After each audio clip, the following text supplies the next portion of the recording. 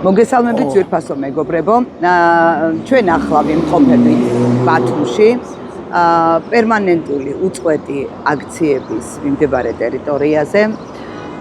ეს არის პოდკასტი ლალისთან ყავაზე და დღეს ჩემი სტუმარია, როგორც ხედავთ, ძალიან საინტერესო ბათუმელი გენო თებიძე, რომელთან ერთადაც ვისაუბრებ ერთ ძალიან მნიშვნელოვან და აქტუალურ საკითხზე. და კერძოდ რა არის ახლა ეს? როდესაც ძირითადად საუბრობთ იმ პრობლემებზე, განათლების სისტემაში არსებულ პრობლემებზე, ყოველთვის არის ერთი ძალიან საინტერესო აქცენტი, გასაკეთებელი. ეს აქცენტი არის ის, რომ საინტერესოა. ის რომ ჩვენ ძალიან ხშირად არ ვიცით ის სივრცე, ის გარემო და იმის ისტორია, რაშიც ცხოვრობთ. ამ შემთხვევაში ბათუმის ისტორიაზე მინდა ვისაუბრო გენოსთან ერთად და თან ეს არის ძალიან სენსიტიური საკითხი, იმიტომ რომ მე თვითონაც ძველ ბათუმელებთან საუბარში იმდენი რაღაც მომისმენია და გამიგონია, რომ ძალიან კარგი იქნებოდა, რომ საგანმანათლებლო სისტემებში ასახულიყო. და მინდა რომ ამ პოდკასტმა ზუსტად ეს მისია შეასრულოს. ანუ მისია იმისა, რომ ცოტათი ყველაფერთან ერთად ცოტათი საგანმანათლებლო იერიც რომ მივცეთ. გენო, დიდი მადლობა მოსვლისთვის, დიდი მადლობა იმისთვის, რომ ხარ დღეს ჩემთან ყავაზე. როგორც ყველა ბათუმელს, შენ ძალიან ყვარებია ყავა. და დღეს მოვყვეთ რაღაც ამბები, მე ვიცი, რომ შენითი ძალიან საინტერესო პიკანტური ისტორიები ბათუმის წარსულიდან. პირველ რიგში, რა თქმა უნდა, ძალიან დიდი მადლობა ლალი მოწვევისთვის. მართლაც სასიამოვნოა, როდესაც აი ასეთ აპოლიტიკურ, აი ბათუმისთვის ძალიან მნიშვნელოვან გადაცემაში მოწვევა ჩემთვის ძალიან დიდი პატივი არის და მართლაც არის ძალიან ბევრი ისეთი საკითხები დაგროვილი, რომელიც გინდა რომ ადამიანებს გარდა პოლიტიკისა ესაუბრო, გააქვს სურვილი რომ ამ ადამიანებს მიაწოდო ის, ასე ვთქვათ, შენეული ხედვა თუნდაც ბათუმთან დაკავშირებით. რა თქმა უნდა, ახლა ვერ იტყვი რომ ბათუმში ცხოვრობდეს ადამიანი და ბათუმი არ უყვარდეს. დარწმუნებული ვარ, რომ თითოეულ ჩვენთაგანს, თითოეულ ბათუმელს უყვარს თავისი აი ქალაქი და არა მარტო ბათუმელებს, საქართველოში არ მოიძებნება კუთხე, სადაც აი ბათუმთან მიმართებაში არ იყვნენ რაღაცა სულ სხვანაირად განწყობილები. ბათუმს თავისი კოლორიტი ყოველთვის ჰქონია და აი ამ კოლორიტს რა თქმა უნდა, არც დღევანდელი თაობა და არც გუშინდელი თაობა და არც ასე ვთქვათ, მომავალი თაობა, ასე ვთქვათ, არ ქმნის, ქმნის, მაგრამ არ შეუქმნია, აი საფუძველი არ ჩაუყრია, საფუძველი ბათუმს და აი ამ ქალაქს ჩაუყარა ჩვენმა წინაპრებმა და აი ეს ადამიანები, რა თქმა უნდა, დღეს თითქოს და რაღაცნაირად მივიწყებულები არიან, რაც ჩვენთვის ყველაზე მეტად აი დასაფასებელი ადამიანები რო არიან და რო უნდა ვიცოდეთ, რომ აი ასეთი ადამიანები ცხოვრობდნენ, ასეთი ადამიანები ქმნიდნენ აი ამ ქალაქის კოლორიტს, ეს ძალიან მნიშვნელოვანი არის. მე დარწმუნებული ვარ, რომ აი ქალაქის სიყვარული იწყება თუნდაც იქიდან, რომ უნდა იცოდე ადამიანმა თუ რას წარმოადგენს ეს ქალაქი აი ამ რეალობაში, აი დღევანდელ რეალობაში და მე ძალიან კარგად აღნიშნე და მე უბრალოდ ვიცი რომ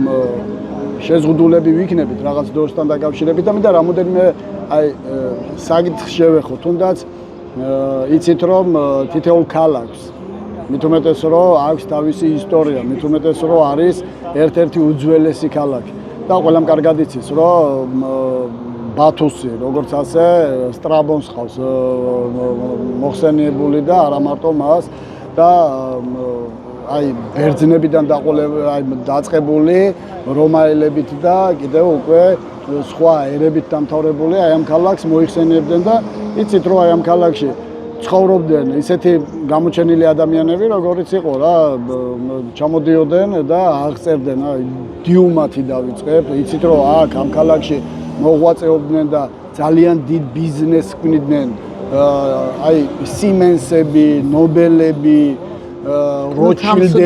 როჩილდები და რა თქმა უნდა ერთი რა მინდა უთხრა ბათუმელებს რომ როჩილდმა, როდესაც ბაქოს ნავთობის გადატანა მაშინ კი გახსოვთ, რომ ბედონებით ხდებოდა რა, ბიდონებით ხდებოდა უკვე ევროპაში გატანა და დანარჩენ მსოფლიოში და სხვათა შორის იმ პერიოდში, როდესაც საქართველოს, დედა საქართველოს შემოუერთა უკვე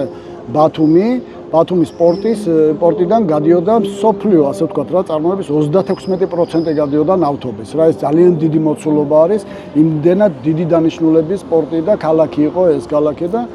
აი როჩილდებმა მაშინ შეუკვეთეს თავის მეგობარ, ასე ვთქვათ, კონსტრუქტორებს შეუკვეთეს უკვე ტანკერი. აი ტანკერი დღეს რომ აი მსოფლიოში აი 1000-ობით და 10000-ობით ტანკერი დაცურავს და აი ესეთი, ასე ვთქვათ, თხევადი რაღაც მასა გადააქვთ. ეს ტანკერები, რა თქმა უნდა, თავის დროზე აი მოიფიქრა როჩილდმა. და პირველი ტანკერი მსოფლიოში საერთოდ ხო აი გავიდა ბათუმიდან და მას ერქვა მიურექსი. აი ესეთი ტანკერი იყო რა თქმა უნდა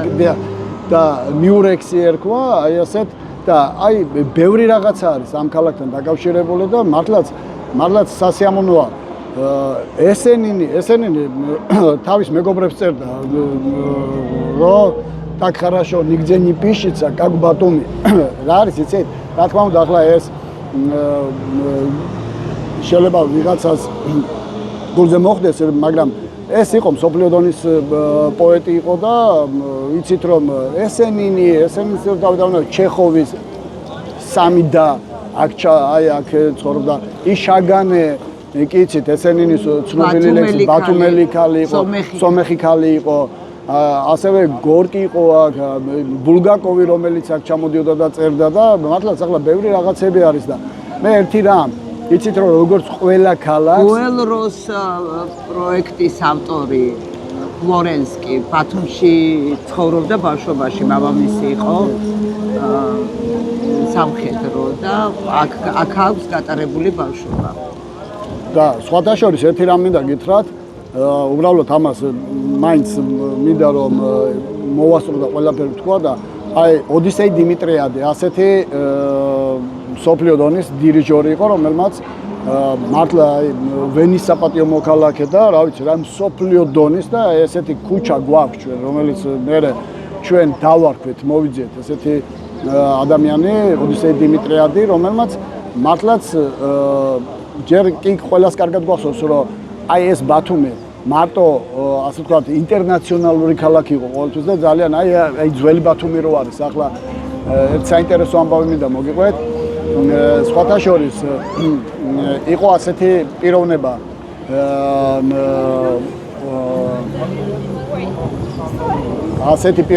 იყო იორდან მეტაქსა რომელიც მეტაქსას ისტორია არის ძალიან საინტერესო. ხო, იორდან მეტაქსა, ხო, სხვათა შორის ძალიან მაგარი რაღაცა არის. იცით რომ ბათუმში იყო მეტაქსას ქუჩა და როგორც არის კიდეც. არის, რა თქმა უნდა, მაგრამ იყო ირაკლი მეტაქსას ქუჩა, რომელიც იყო ჩვეულებრივად 26 კომისარი, რომელიც დახვრით ეს ბაქოში. პირდაპირ გეუბნები რომ ბათუმთან კავშირში უნდა იყოს ისეთი ადამიანები, რომლებსაც ბათუმისთვის რაღაცა გაუკეთებიათ, ან და კიდევ სოფლიო დონეზე ისეთი რაღაცა გააკეთე, რომელიც აი ყველასთვის სასარგებლო, აი სარგებლის მომტანი იყო და მე ჩემთვის მისაღები არის თქვათ ისეთი ადამიანების ქუჩების, მაგრამ ადამიანები, რომლებიც მხოლოდ და მხოლოდ კომუნისტურ რეჟიმს და ან და კიდევ კომუნისტს ემსახურებოდნენ, ასეთი ადამიანების, რა თქმა უნდა, ქუჩების დასახელება, ხო? აი რაიმე განვითარებას არ აძლევს, უბრალოდ არც ქალაქს აძლევს და არც იმ თაობებს, რომლებიც აი ამ ქალაქში იზრდებიან და ასეთი ირაკლი მეტაქსას ქუჩა იყო, ერთ-ერთი კომისრის და ჩვენ გქონდა შეხვედრა ბერძნულ დიასპორასთან და ვთხოვეთ, რომ იქნებ აი ოდისეი დიმიტრიადის სახელი, მართლაც ძალიან დიდი ბერძენი იყო, ბათუმში დაბადებული ბერძენი, აი მის სახელით შეგვეცვალა, თუმცა იქ ასთა სხვადასხვაობა იყო და რა თქმა უნდა ჩვენ წინააღმდეგობაშიც არ შევედით, აი ამ ასე ვთქვათ, მათი სურვილის რომ დარჩენილიყო ეს ქუჩა და მოგლეთ ისეთი რაღაცა მოხდა, რომ ერთ დროს ვიპოვე ასეთი საინტერესო ინფორმაცია მოვიპოვე, რომ ბათუმში ცხოვრობდა იორდან მეტაქსა. ეს იყო ბიზნესმენი, ადამიანი, ნუ ჩვენ თანამედროვე გაგებით ბიზნესმენი, ვაჭარი, რომელიც თურმე ტრაპიზონის კონსულის მეშვეობით შეხვდა სულთანს და ისეთი საჩუქარია, აჩუქაო სულთანსო, რომ სულთანმა უთხრა, თხოვე რაც გინდა და გაიკეთებოდა. ეს ის პერიოდია, როდესაც ბათუმი და აჭარა სრულიად მოქცეული არის უკვე ოსმალეთის იმპერიის საფარქვეშ და ნუ გეიცით მაშინ უკვე ასეთი პერიოდი იყო, როდესაც თუმცა იმ პერიოდშიც ძალიან ბევრი ბერძნები ცხოვრობდნენ აი ბათუმში. და თორე უთხოვია, აი ახლა რო გვაქვს ჩვენ ნიკოლოზის ტაძარი, აი ამ ტაძრის, აი ეკლესიის მშენებლობის ნებართვა და მიცა სულთანმა, მიცა ეს ნებართვა და როდესაც დაიწყენ აი ამის მშენებლობა, ერთი პერიოდი თურქებმა გააჩერენ იმის გამო, რომ ბერძნებიო ციხესიმაგრეს აშენებენო და მერე შემდგომ კიდევ ასე ვთქვათ შეწუხება მოუწიათ რა, ასე ვთქვათ იმდროინდელი თურქეთის ხელმძღვანელობის და ეს ეკლესია დაასრულა აი ამ ადამიანმა და იმ გარემო, აი სადაც არის ეს ნიკოლოზის ტაძარი, იმ უბანს ეძახდნენ ბერძნების უბანს. ძალიან ბევრი ბერძენი ცხოვრობდა მაშინ და ბერძნებმა ააშენენ ეს და პირველი ზარები, როდესაც დაიკრა, აი ამ ეს დათქმა იყო, რომ ზარები არ უნდა დაკლულიყო და პირველი ზარი ჩამოკრეს, როდესაც ბათუმი დაუბრუნდა დედა სამშობლოს 1878 წლის 25 აგვისტოს და ერთი აი ამ ასე ვთქვათ მართლაც მნიშვნელოვან, აი ჩვენთვის მნიშვნელოვან და განსაკუთრებით მთლიანად საქართველოსთვის და ჩვენთვის 300 წლიანი ბატონობის შემდგომ, ახლა კი იცით, რამხელა სიხარული იყო, ხო, მთლიანად ჩვენი ერის და ეს 25 აგვისტო მართლა რაღაცას აი ძალიან მნიშვნელოვანი თარიღი არის და ზუსტად აი ამ 25 აგვისტომ, აი ამ ზუსტად 1878 წელმა გადაგვაწყვეტინა, რომ ბათუმ ქალაქობის დღესასწაული, როდესაც ჩვენ გვინდოდა, რომ ერთი დღე ბათუმისთვის დაწესებულიყო და როგორც თბილისს აქვს, როგორც ქუთაისს აქვს, ისევე ბათუმ ქალაქობის დღესასწაული რო ყოფილიყო, აი ჩვენ მაშინ შეიქმნა სპეციალური კომისია და აი ამ კომისიაში იყვნენ ადამიანები, ძალიან მნიშვნელოვანი ადამიანები. რამაზ სურმანიძე იყო, ნუ რა თქმა უნდა, დღეს არ არიან ცოცხალი და ძალიან ბევრი იმ კომისიიდან არ არის ცოცხალი, მაგრამ ვინც არიან და ვინც იმ დროისთვის და ახლაც კიდე რაიმეს ქმნიან აი ამ ბათუმში, იმათთან კონსულტაციებით. უბრალოდ მაშინ იყო, რა თქმა უნდა, კიდევ აი ამ კომისიაში იყო გოდერძი ტოტოჩავა იყო აცხონოს უფალმა. და ასევე ვახტანგ გლონტი იყო, დავითი იყო მე როგორც მახსოვს თედორაძე და კიდე ძალიან ბევრი ადამიანი, რომელიც ძალიან გრძელისია და ძალიან მნიშვნელოვანი და ერთი წუთით, ესე იგი გამოდის რომ მოდი რო არ იმას სანამ სხვა თემაზე გადახვალ. ესე იგი ეს ირაკლი მეტაქსას ქუჩა კი არ არის კომისრის, არამედ იორდან მეტაქსას, რომელიც შამდგომლობდა ამ ეკლესიის მშენებლობას. ხო და აი ბოდიში არ დამისრულებია, ხო რა თქმა უნდა, უბრალოდ იგი მინდა გითხრა რა ქვია ლალი, რომ აი ასე შეცვლა მოხდა აი ირაკლი მეტაქსას შევცვალეთ იორდან მეტაქსათი, რომელიც მართლა მაგარი რაღაცა. აი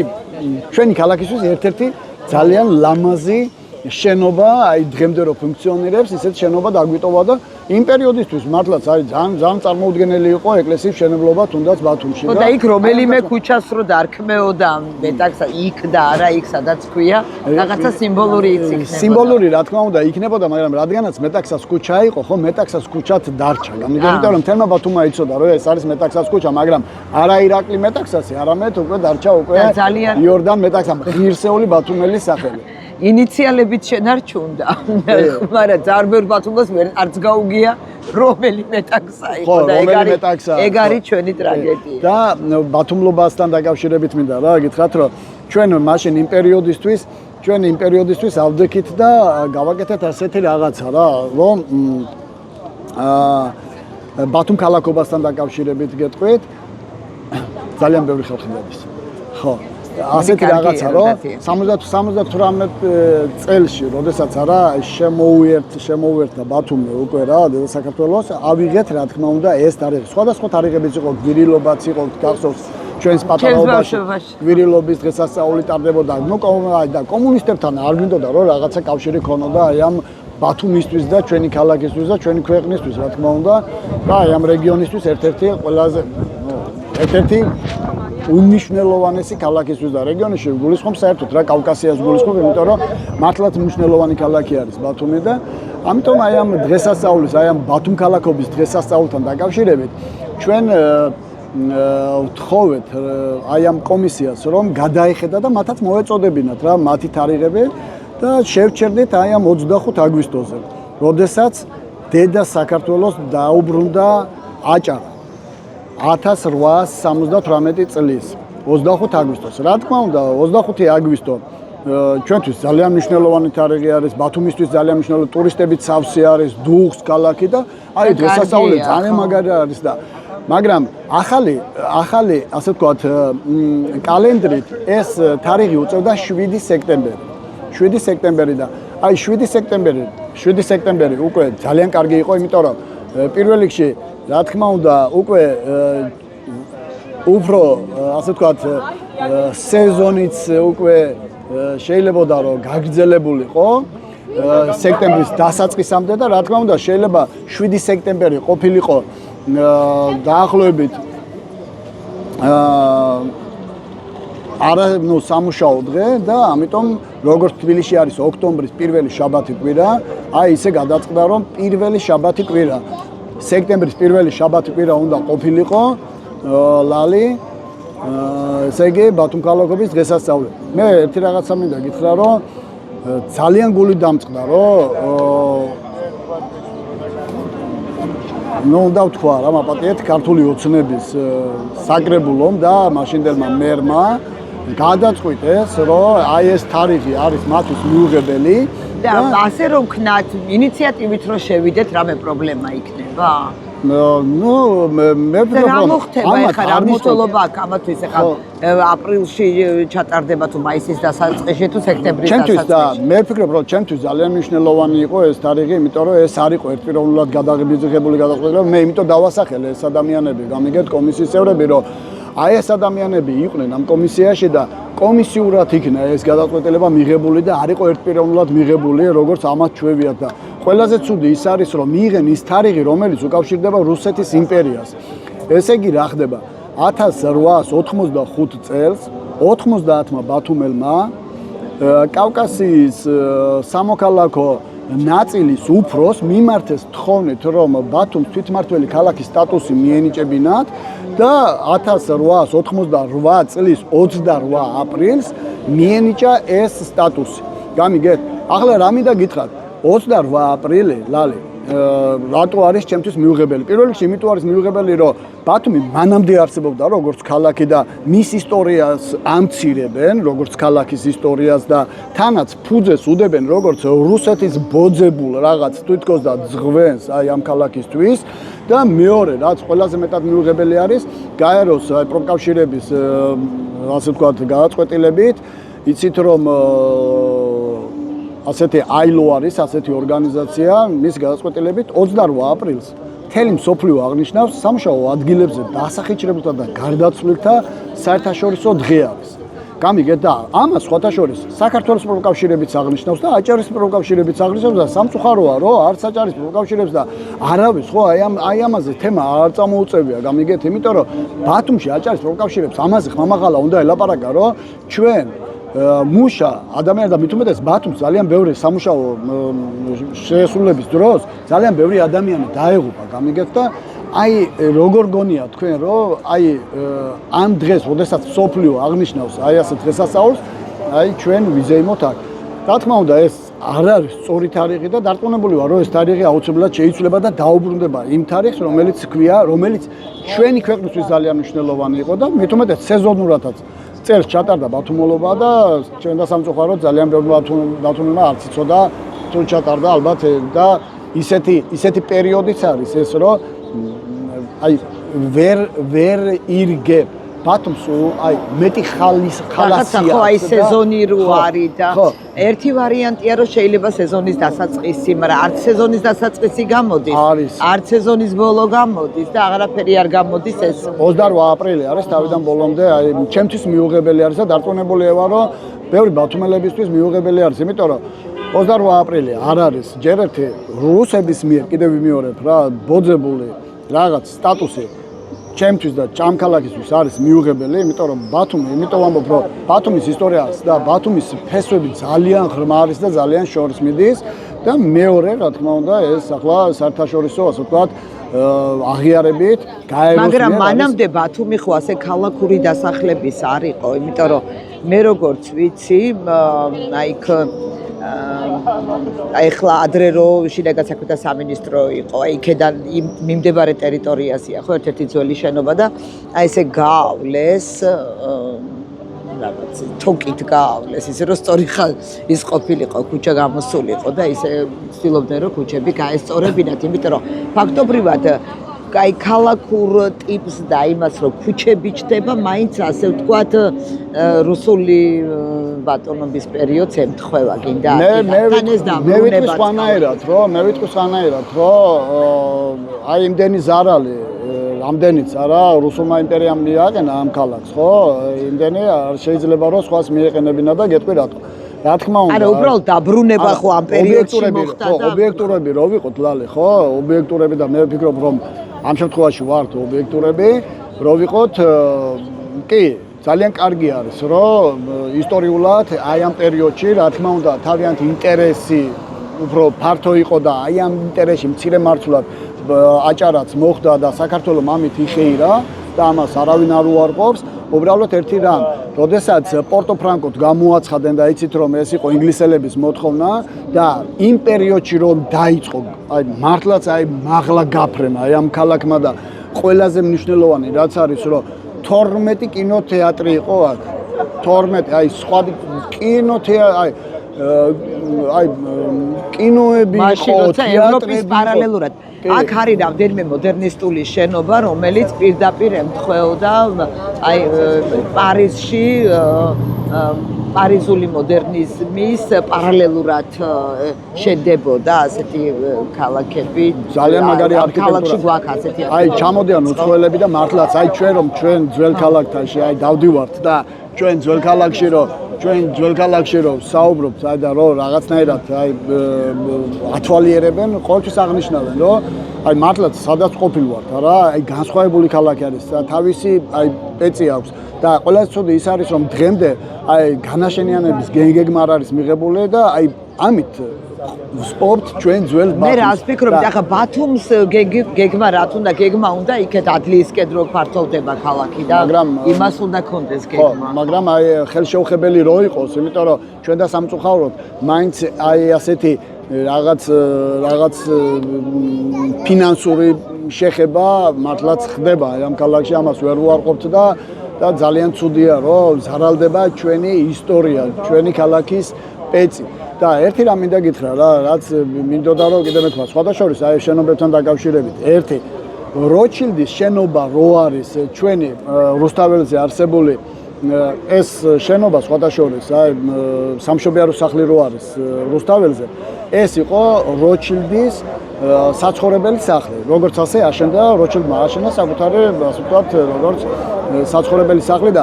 ერთი რამ როდესაც კომუნისტები შემოვიდნენ, აი აივნიდან გამოაცხადნენ კომუნისტური წყობა სხვათა შორის რა. და ერთი დღეც არ უცხოვრია სხვათა შორის მაგ როჩილდს. და ერთი კარგი, ასე ვთქვათ, ну, რა თქმა უნდა, ეს არ არის სიმართლე შეიძლება, მაგრამ კარგად მოსაყოლი ამბავი არის და მინდა ესეთი ამბავი მოგიყვება. აქ იცით ახლა რა, როჩილდების იმენსები, ნობელები, ყველას თავისი ბიზნეს ინტერესი ჰქონდა და იყო ასეთი მანთაშევის ქუჩა რო ქვია, ალბათ ბევრმაც არ იცის გამიგე, ეს იყო ნავთობის მაგნატი, იმ პერიოდის ნავთობის მაგნატი მანთაშევი და სხვათა შორის ძალიან მაგარი პიროვნება, რომელმაც ხოლმე ძალიან დიდი ღვაწლი ჩადო აი ამ ქალაქის განვითარებაში და სხვათა შორის ასეთი ამბავი არის მოსული. გამიგეთ ჩვენამდე ну, რა თქმა უნდა, კარგად მოსაყოლი, მაგრამ უფრო ასე ვთქვათ, შეთხზული უფრო არის, ვიდრე კიდე სიმართლესთან შესაფერისი, მაგრამ მაინც მოუყვები, მაინც ხასიათის გასაუმჯობესებლად. მოკლედ ასეთი რაღაცა ანუ მითია თუ რეალობა მე მაყურებელმა არ ხო, მოკლედ იყო ასეთი რაღაცა, რომ როჩილდი და მანთაშევი დანიზლავდნენ ვის უფრო მეტი ქონება ჰქონდა რა. ხო და როჩილდმა გაუგზავნა თავისი წარმომადგენლები მანთაშევს და მანთაშევმა თავისი ასე ვთქვათ ბუღალტერია გაუგზავნა უკვე როჩილდს. და ყველამ რო ეს ამბები ასე ვთქვათ დაიქნენ, დაითვალენ უძრავი ქონება, მოძრავი ქონება, ნაღდი ფული, ოქრო, ის ყველაფერი რო დაითვალეს, ბოლოს შედგა მათი შეხვედრა და ანგარიშის ჩაბარება ვის უფრო ქონდა ბევრი ფული. ნუ დაითვალეს მანთაშევის ამდენი უძრავი, ამდენი ფული, ამდენი ოქრო რაღაცა, მერე გადავიდნენ როჩილდზე და როჩილდი რა თქმა უნდა უფრო მეტი იყო. ხო და მე მოვიგეო და თან ნიზლავში იყო ჩადებული რომ მაშინ პატარა იყო ქალაქი დაახლოებით 8000 მაცხოვრებელი ცხოვრობდა ბათუმში და ნუ ესე იგი მთელი ქალაქისთვის სუპერმარკეტი უნდა გაეშალა. და ისე მოხდა რომ მანთაშევს უთქვამს რომ მეო ისეთი სიმდიდრე მაქვსო რომ აი შენ სიმდიდრეს ლიანად გადაწონისო რა. და რა თქმა უნდა დაინტერესებულა ნაბარ არის და კარები გაიღო და შემოვიდა 10 წლის ბიჭუნა რა მანთაშევის და როჩილდს ბავშვები არ ყავდა გამიგე და ნუ ესე იგი აი ამით აჯობა როჩილდს. რა თქმა უნდა ეს არის მითი უნარებით უჯობები. ხო მაგრამ სასიამოვნო არის გამიგე ჩვენ ხო აი თუნდაც კარგი ზღაპრებით აი რაღაც ისეთი რაღაცებით ვიზრდებოდით რომელიც ხო უფრო უკეთესებს და უკვე კეთილებს ხვდიდა და ერთი რამ სხვათა შორის აი ქალაქი რო გაფართოვდა ქალაქის ქუჩების გადარქმევა და ძალიან საინტერესო ადამიანები რო მართლა ვიპოვეთ ისეთი ადამიანები რომლებიც ხო აი ამ ქალაქს ძალიან აი დაეტყო გამიგეთ და დღეს ბევრმა არ იცის ვინ არის კოხტა აფხაზი სამწუხაროდ კოხტა აფხაზის გარდა აი გენერალი კვინიტაძე აი ჩვენ უნდა ვიცოდეთ რომ ამ ადამიანებს უნდა აი ამ ადამიანების დამსახურება ძალიან დიდი არის. აი ჩვენ გვაქვს აქ ერთი ქუჩა, ელიავას ქუჩა. თუ გახსოვს სამინისტროს უკან იყო პატარა ქუჩა, ელიავას ქუჩა იყო და აი ამ ელიავას ქუჩაზე მოხდა ასეთი რაღაცა. შემხდა რამაზ სურმანიძე და მითხრა რომ მაშინ საკრებულოში ვიყავი და მითხრა რომ მეო თუ არ ვწდებიო გენო ხო 78 წელშიო აი ამ ელიავას ქუჩას რო დაერქვა ელიავას ქუჩა და ეს მე მგონიო შალვა ელიავაო და შალვა ელიავა ხო იცი ვინ იყო? შალვა ელიავა იყო თეთრ ცხენზე ამხედრებული, ნუ ესე იგი ლექსი რო არის რა. აი კომუნისტებს რო შემოუძღა 21-ში რა თბილისი რო აიღენა რა შალვა ელიავა იყო და შალვა ელიავას ქუჩა დემოკრატიულ დამოუკიდებელ საქართველოში მართლა მიუღებელი არის, ყველანაირად მიუღებელი არის რა, იმიტომ რომ ამ ადამიანმა მართლა სისხლით გუბედაქცია საქართველოს და გააწითლა საქართველოს ორჯონიკიძესთან და მახარაძესთან ერთად. ხო და მაშინ შევცვალეთ გრიგოლ ელიავათი. გამიგეთ რომ არ შეგვეწუხებია იქ მაცხოვრებლები. კი, არა, მეტაქსაც ასე გავაკეთეთ ელიოთ. ესე იგი ყველა გვარში არის კაი და ქვეყნის დამაქცევა. რა თქმა უნდა, გრიგოლ ელიავა იყო სხვათა შორის ილია ჭავჭავაძის მეგობარი, რომელიც გამოუშვა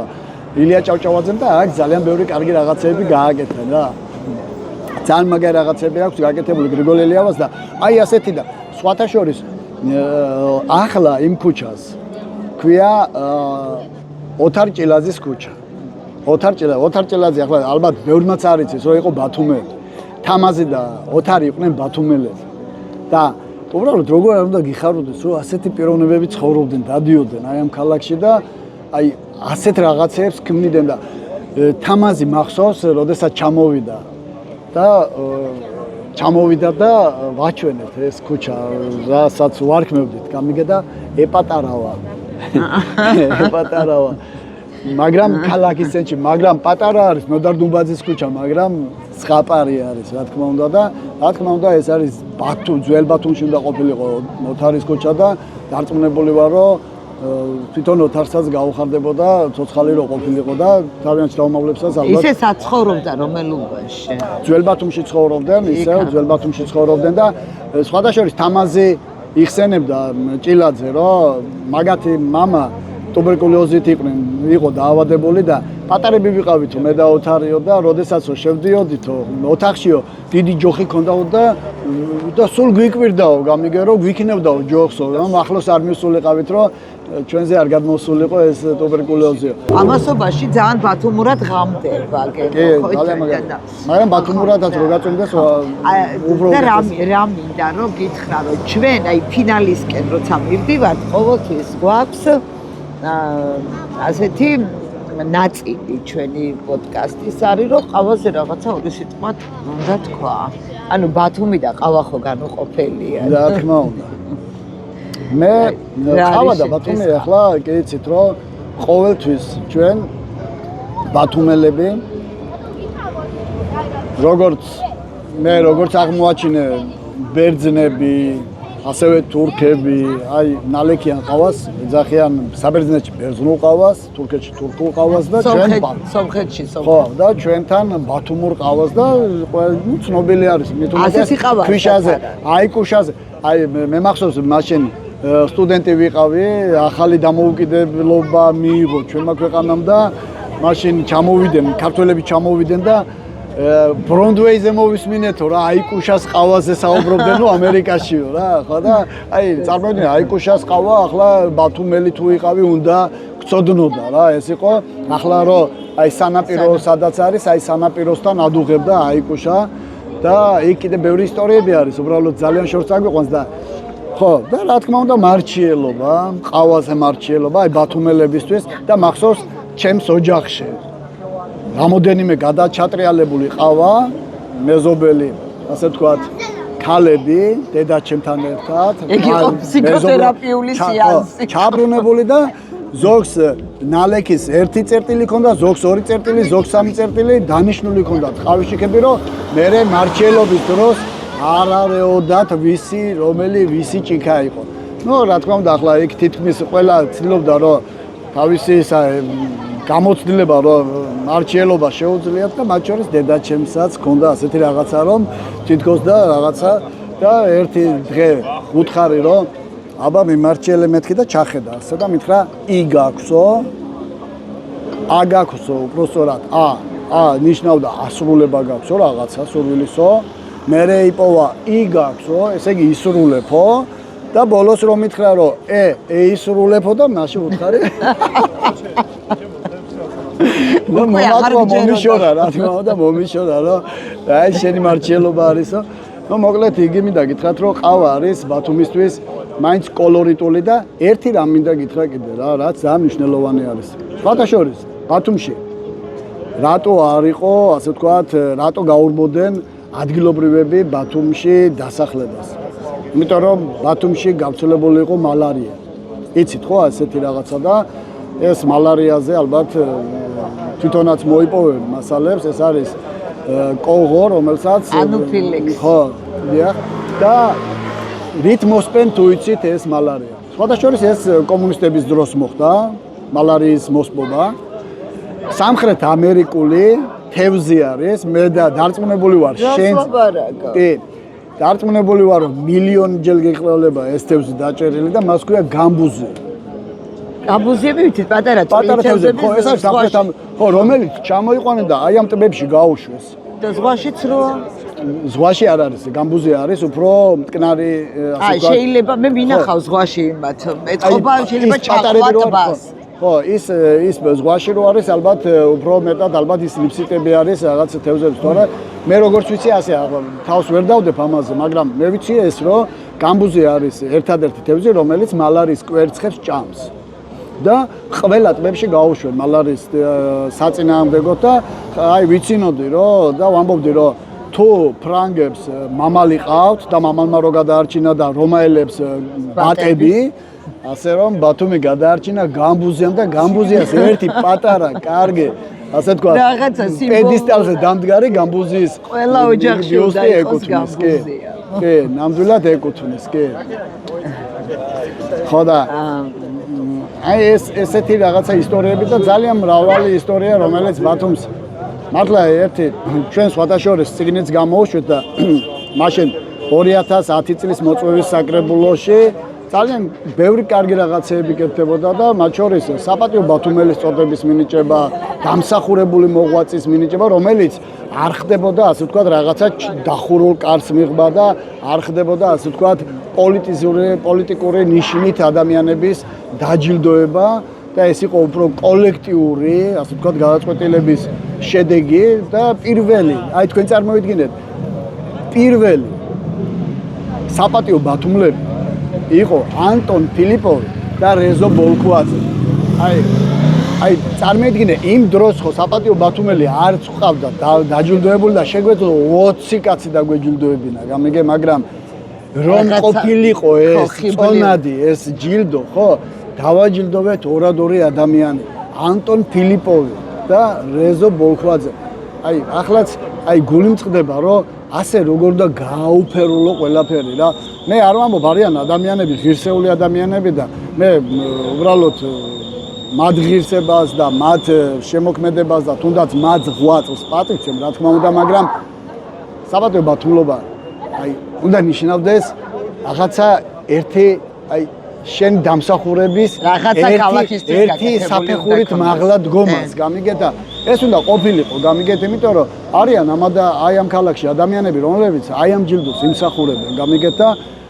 დარწმუნებული ვარ რომ აი ამასაც მოევლება იმიტომ რომ არ შეიძლება ყველაფრის გაუფასურება არ შეიძლება ყველაფრის რაღაც საკუთარი სარგებლისთვის გადაკეთება გამიგეთ და დარწმუნებული ვარ რომ აი ამ ეს ქალაქი